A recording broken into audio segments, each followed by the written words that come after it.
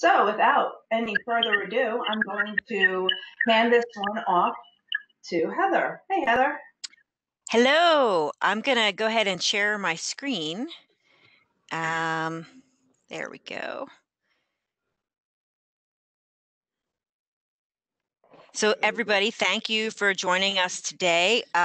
This is I think our fourth in a series um, where we connect you a little bit closer with the Sustainable Jersey for Schools program and some of our program actions and activities that we recommend for schools that might tie a little bit to your role, whether you're as an ESP, if you're um, a teaching assistant or a school bus attendant or an administrative support person or a custodian, how you can play a role to help your school become healthier and more sustainable, and how you might connect with your green team efforts to get some funds into your school, some grant money, and to get recognized for some of the wonderful things that are happening all across New Jersey.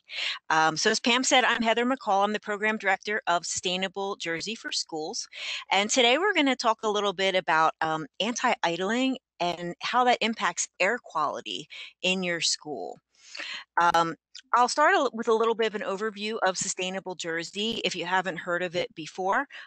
We were founded in 2014, about 5 years in to our certifications. We're a free and voluntary certification program for all public schools K to 12. Um, there is a municipal program that's been around for about 10 years. It just celebrated its 10th anniversary. And we provide tools, resources, and guidance to help schools and municipalities become more sustainable.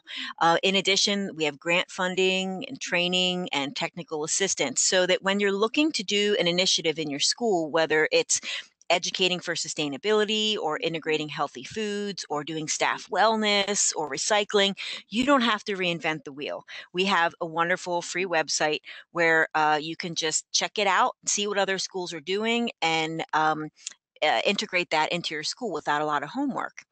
As I said, the programs have been around for 10 and 5 years respectively, and the response is overwhelming. We have quite a movement going on in New Jersey. 80% of towns are participating, and close to 60% of the school districts are also participating in the program. About 950 schools. So it's probably likely that the school that you work at is participating in the program. How would you find out? You can go to our website, sustainablejerseyschools.com, and in the middle of the screen, there's a map that you can click on to see the participating schools. And when you get to that map, there'll be little pins showing who's involved in the program, who's certified, who's participating, and you'll be able to see the name of the contact person, and if they're certified, you can see what they've done and kind of see what's going on around you. Um, we also offer free training and events. We also have a grant notification system. So if you or someone in your school's in charge of bringing some extra funds in, you can sign up for automatic notifications where we make you aware of opportunities. So we welcome your participation and we thank you for your time today to be part of this movement. Some of the key things that we focus on is a holistic interpretation of sustainability. It's not just about recycling or planting trees. It's about people. The holistic definition of people are social, emotional interactions, the health of the school environment, prosperity, the funding, the policies that we put into play, the education and the structures we put in place to support sustainability, and then the planet, how we look at energy conservation, how we look at waste. So it may surprise you when you go back to your district every fall. There's typically a focus for the year, right? There's like, oh, this year we're gonna be a school of character. No, this year we're gonna be blue ribbon. No, this year we're gonna be social emotional focused. Well, we want to try and eliminate some of that whiplash, that program whiplash that you have where you get surprised and there's a new focus every year, because the umbrella of sustainability that we've built our program on, those other programs fit underneath it. So if you're doing Future Ready Schools or a School of Character or any of those things, you will earn points for those initiatives in Sustainable Jersey, and we support and recognize you for those efforts. When you click on the actions on our website, we break it down for you. It's activities for dummies. So we tell you why that particular thing is important, why you should care about it, who should be involved, how much it might cost, what to submit on our electronic application to show us that you've completed that work, spotlights from other schools, and resources. So you can network with a bunch of nonprofits and organizations who've already set themselves up to help you. And like 90% of the time, it's for free. Again, we have the actions, sorted for use by category. You can click on that. You can also see what other schools are doing on that map that I was talking about. So if you came away from our training today and you really wanted to address indoor air quality, you could do a search under the healthy school environments category, and you can click off and see who's doing anti-idling, who is doing proactive indoor air quality measures to prevent mold in my school and prevent my employees from getting sick. So you can see what's happening. So if you're encountering resistance in your school in terms of taking care of some of those things that deal with the environment of your work environment and the health of you as an employee and the health of your students, and people are telling you, no, we can't do anything about that, or that can't be done, you can go and look here and bring back to those decision makers what other schools are doing and kind of counter that resistance. So, and that's a wide open resource for you. When you click on that, you can see the contact person, their phone number. You can see the details of the activity. So again, if you wanted to see an indoor air quality policy or a walkthrough or a school's procedure for reporting concerns about mold, you can click on it and kind of what I like to call rip off and duplicate, kind of steal that stuff and apply it to your school. So I just want to let you know that those resources are there, and you are supported in taking on any of these things that we've been talking about for the past couple days. I can't, it goes without saying, you need support to do these activities. And we are really thrilled about our relationship with NJEA. For the past 4 years, they have supported a grant round with us, which will hopefully be opening up again this August. $10,000 and $2,000 grants that you can apply to any activity that's listed in our program. So again, anything regarding air quality or education or staff wellness or local foods, or we even have an innovative projects category.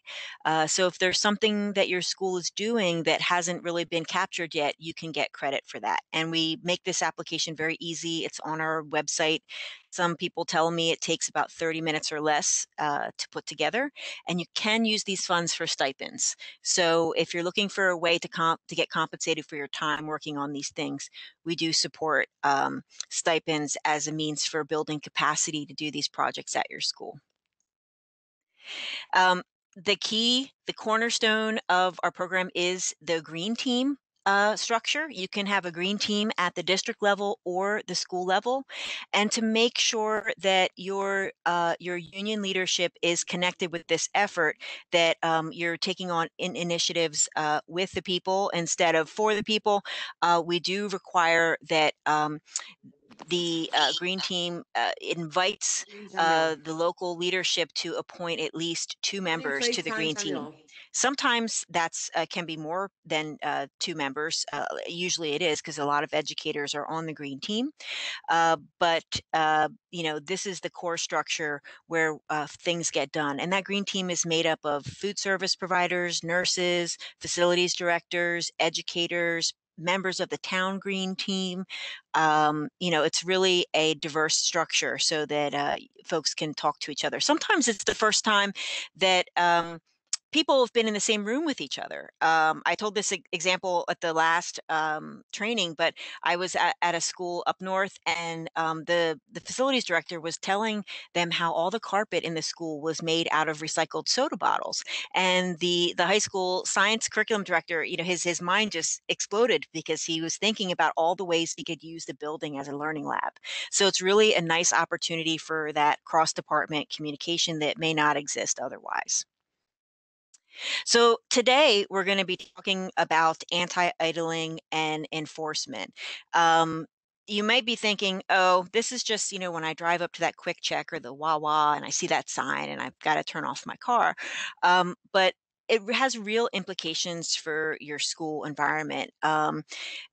In many schools, the drop off line is a nightmare. It's a nightmare because it's time consuming. People don't behave. Cars are running. If you're a district where kids are riding buses, you may have issues with buses idling.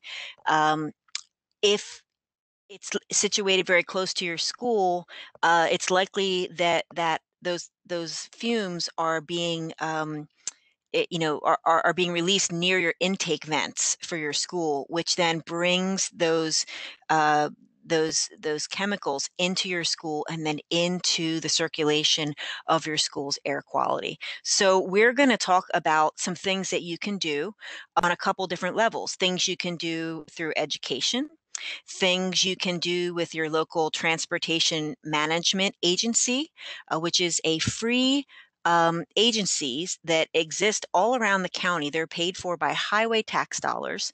And these are folks that are just waiting for you to call them. They're free, and they work on the Safe Routes to Schools program. They work on the walking school bus program. They work on helping you reroute buses.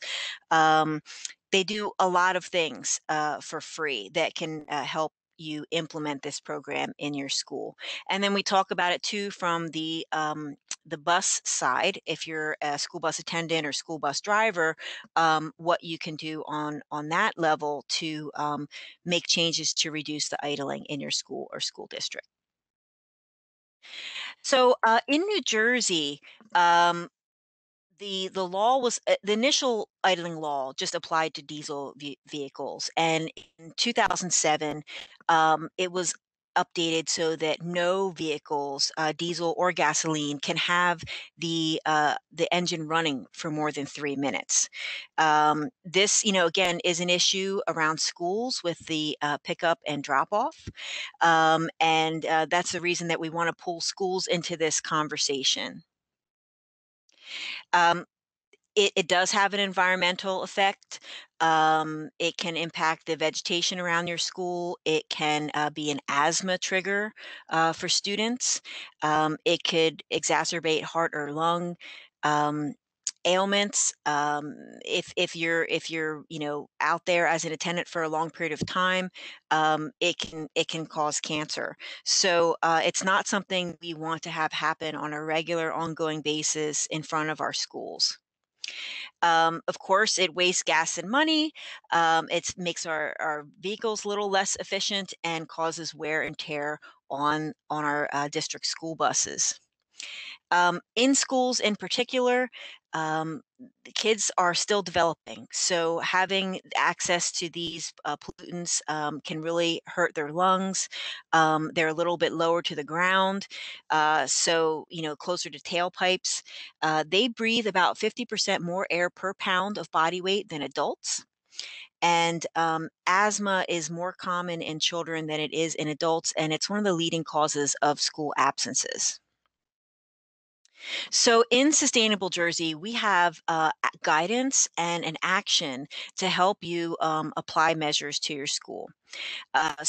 We ask that you look at this either at a district level, where this applies to all the schools in your district, and you complete at least two activities to reduce student exposure to vehicle emissions, or if maybe you're in a school district that's got like 45 schools and you really only have the power to change things at one of them. So maybe you go back to your school and you propose things at the school level where you maybe take on at least three of the strategies that we recommend, and we can give you credit for that in our certification program. And you can also apply for grants to support the activities that you do.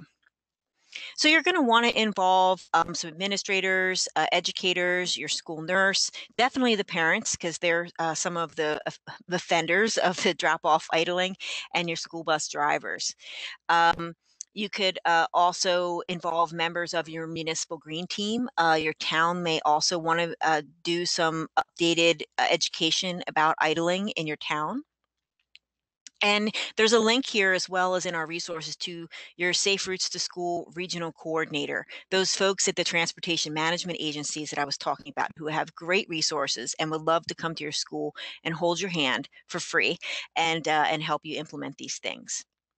It can take a short amount of time to implement this, or it could take a long amount of time to implement this. With some of the tools that we give you, you can again borrow them and implement them. So, one of the measures is to adopt a resolution at the school board level.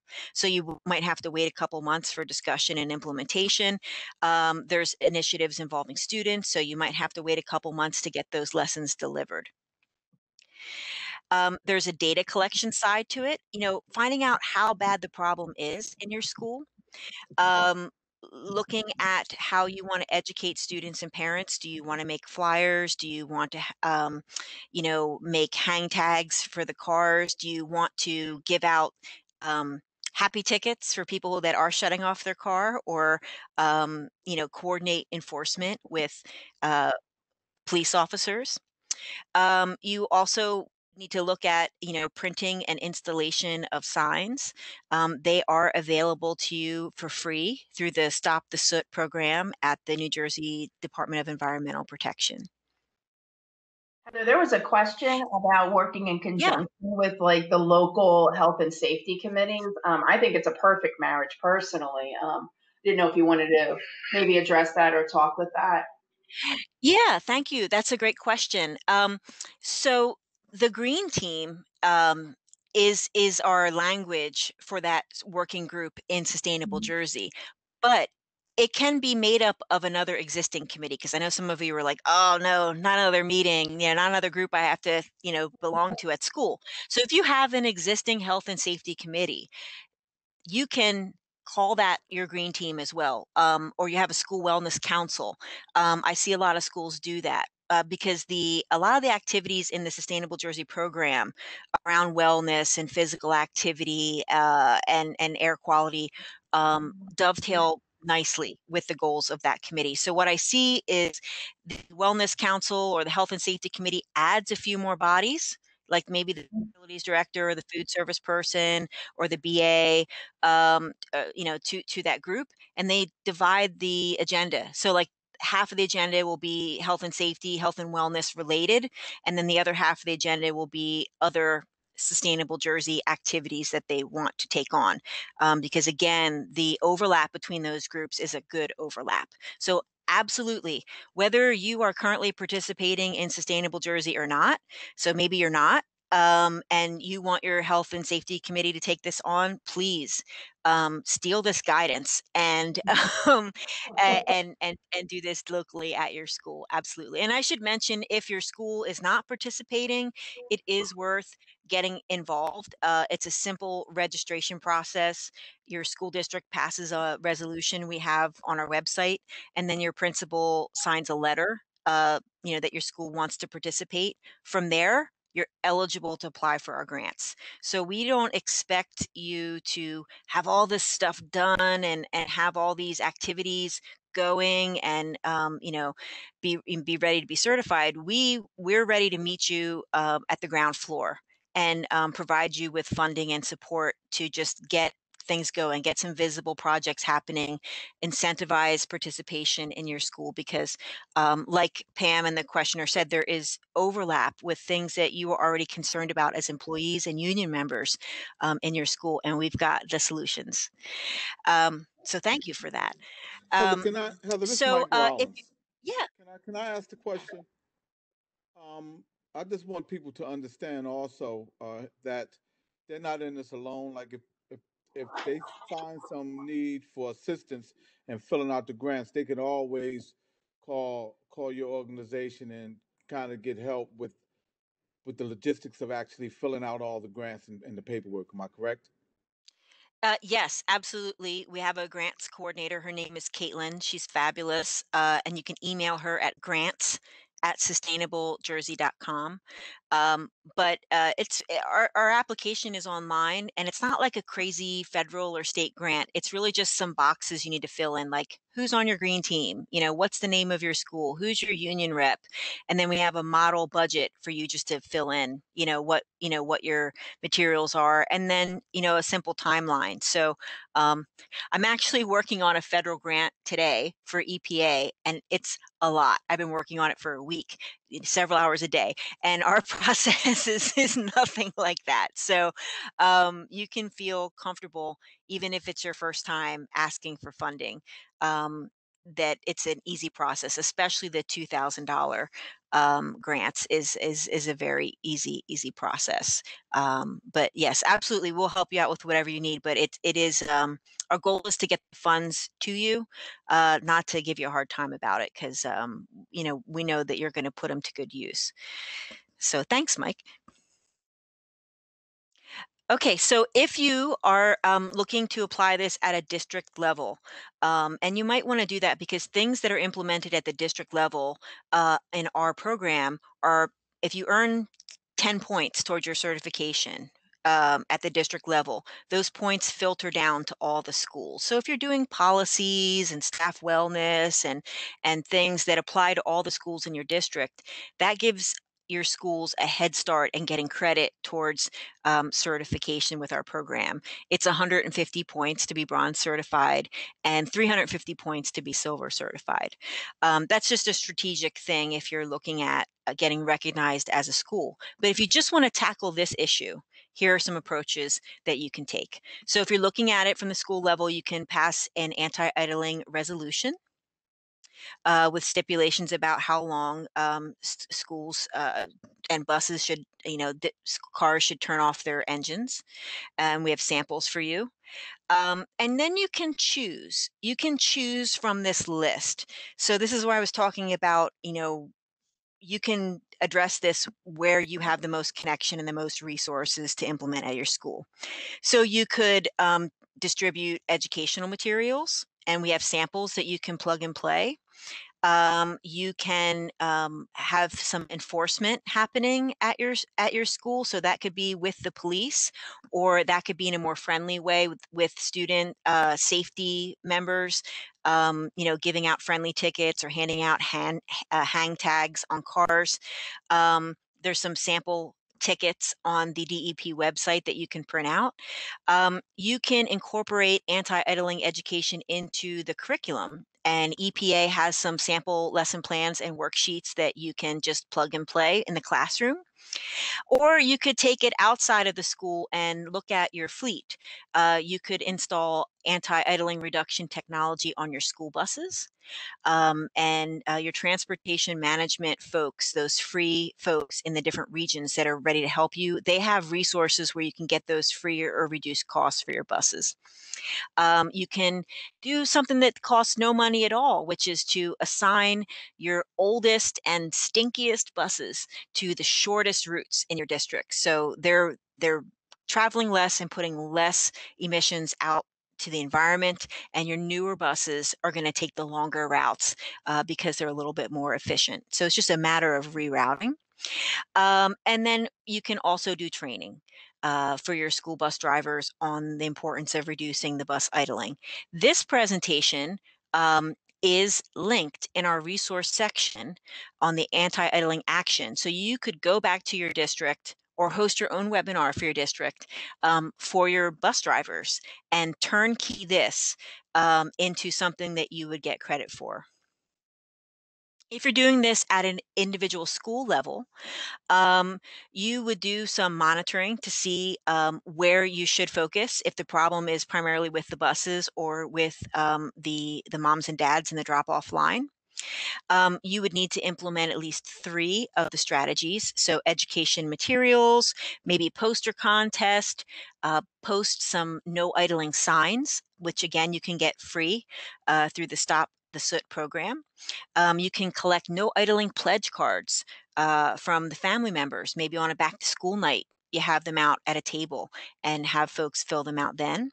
And again, we have those free samples of those pledge cards that you can print out on our website.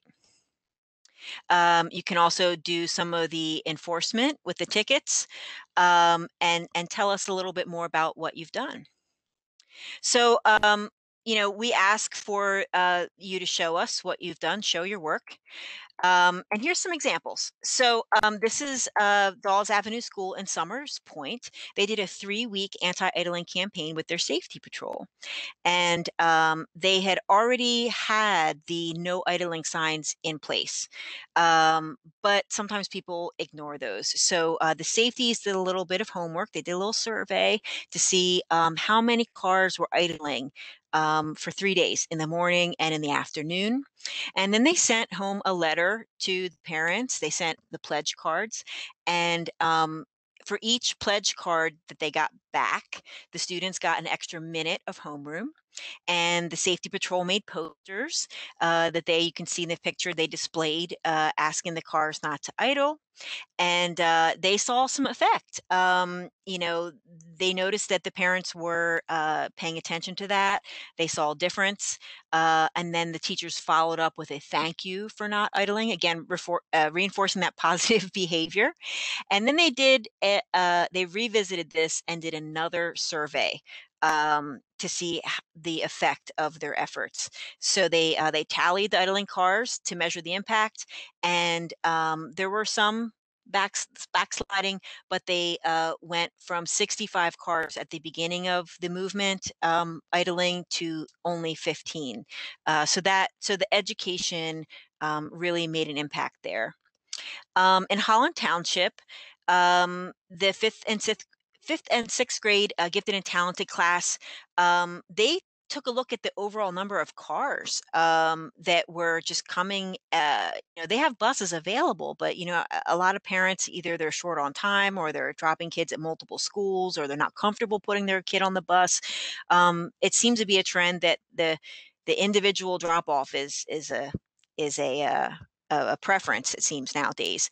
And they had as many as 300 cars in the morning and in the afternoon on a typical day. So they have an enrollment of about 627 students, and close to 90% of the drivers were picking up and dropping off a single student. So you can just imagine the havoc that wreaks at pickup and drop off time, and the emissions that were involved with that. So the students did a survey, asked their peers, how they got to school. Did they walk the school bus? Did they take a carpool? And just to find out what exactly were the preferences at their school. And again, this model is available on the website. And they decided that they were going to do an awareness week for air quality. So they encourage students to, if they're driving to school, please don't idle. If you're driving to school, group yourself with more than one student, or maybe think about choosing to ride the bus, or walking for a change. The previous example, the students earned minutes of free time. In this school, they had a membership to a local community pool. And so if you responded with the pledge card, you would be entered in to get a chance to win this free membership for your family for the pooling to school. So carpool, and you might be able to get a membership at the pool. They also passed a resolution, and again, this resolution is available on the website. And you can see here are the things listed there that are important to them. So have the school bus engines turned off while they're loading and unloading students. Turn off the vehicles when parents are parked. A lot of schools do sort of a kiss and ride area to alleviate some of those emissions that are happening very close to the school where the intake vents are. So they would have a parking area where they wait and then slowly drive over to the school. That's a strategy that schools employ as well. No more than 10 seconds of idling. Installing idle-free zone signs at pickup and drop-off locations, have the newest buses doing the longest routes, maintaining the buses to eliminate visible exhaust, and do driver training. So essentially, the items in our action, they've said that they want to do all of them, which is pretty cool. There's also, in lieu of a resolution, there's a pledge, a canned pledge that you can implement, and again, that's available on the website for download.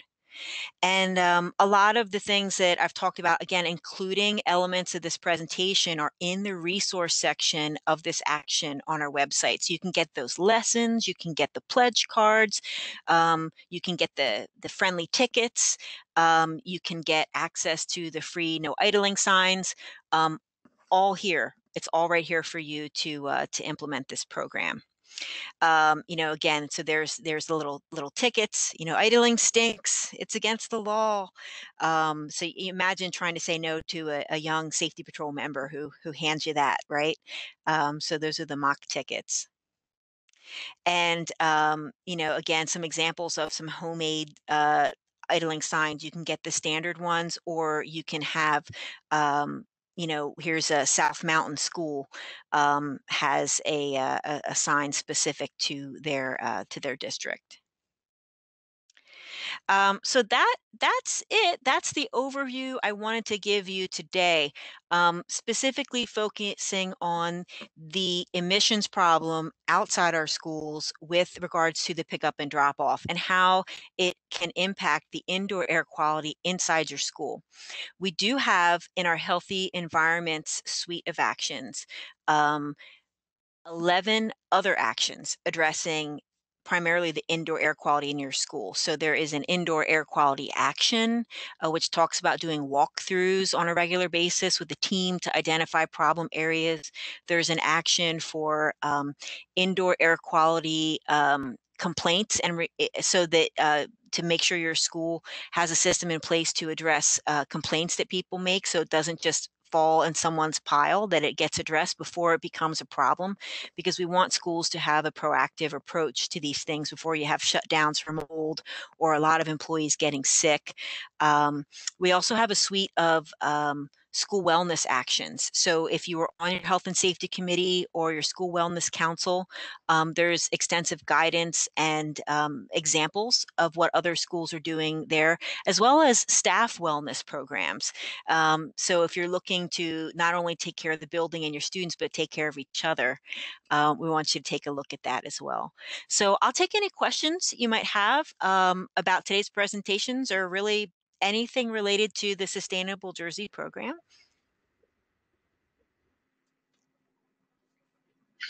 We have 9 people on now, so you can feel free just to unmute yourself and ask the question if you'd like.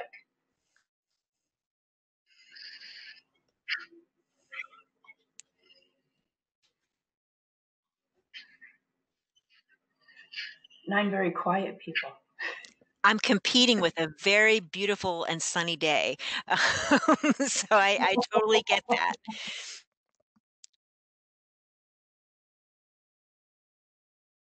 But no, I would say I don't see any questions popping up in the chat.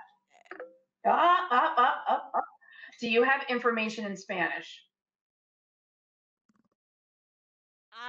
I don't, but the links, the websites here, the Stop the Soot program on DEP, they have things in Spanish language. Yes, that's a great question. Heather, my question is in reference to the grants. Are they in Spanish also? Or is it... Our grant application is not. It lives on our website. That could be something that we can look into, doing a translation of our packet. Okay, Thank you. Yeah, the grants are available to the schools and the school districts, not, individuals or nonprofits. So it's typically someone who works at the school that completes those applications. But if there's a need to translate that in Spanish, and it sounds like there might be, um, we need to look into that to help you out. Thank you. Mhm.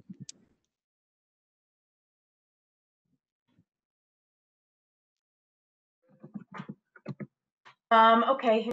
Do you have canned responses to typical driver objections, like it's too cold out to turn the heat off of my vehicle or something? Like, how do some of them respond to the parents that are not happy to turn off their cars?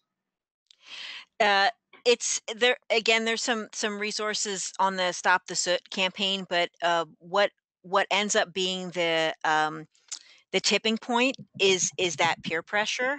If you're seeing the kids outside with the signs, if you're seeing other parents abide by it, if your kid is getting lessons at school telling them, that this negatively impacts the environment, um, they're going to get some pushback from their kids.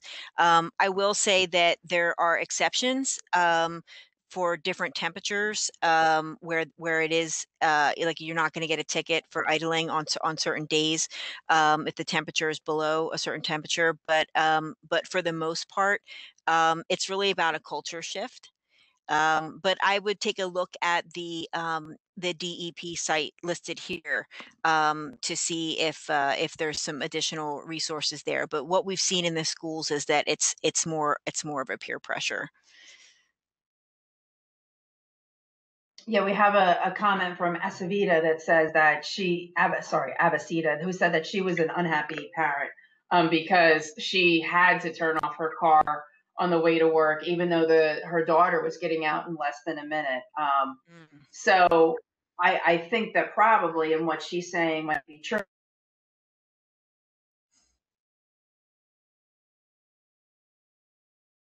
Minutes or so. But if it's only like a quick minute, Yeah, what you saw in the resolutions is, the state requirement is 3 minutes, right? They can actually ticket you if you're idling more than 3 minutes. But in the school resolutions, they're saying more than 10 minutes. So okay. that's even generous. In that language, recognizing that there is sometimes a line with parent drop off. Yeah.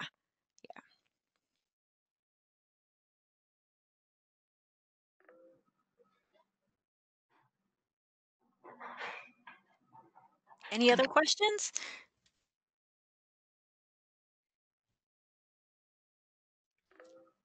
Okay. If you need some other resources, or some of you who had the Spanish question, or are looking for a document, please follow up through email, and we can send something specific to you to address your particular concern. And we would love to hear from you to help you push your initiatives through at your school.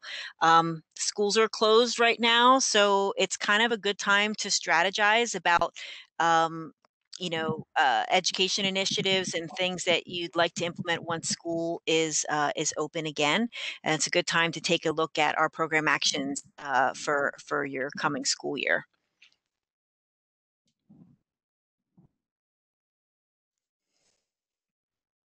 To make sure our last comment. Okay, no, just a thank you, a lot of thank you, and all of that. So, All right, thanks, great. Heather, for coming out. Looks like you've got a busy day Okay. ahead of you writing all of those grants and working on that. All right. Thanks, Good everybody. at Have this a great moment. day.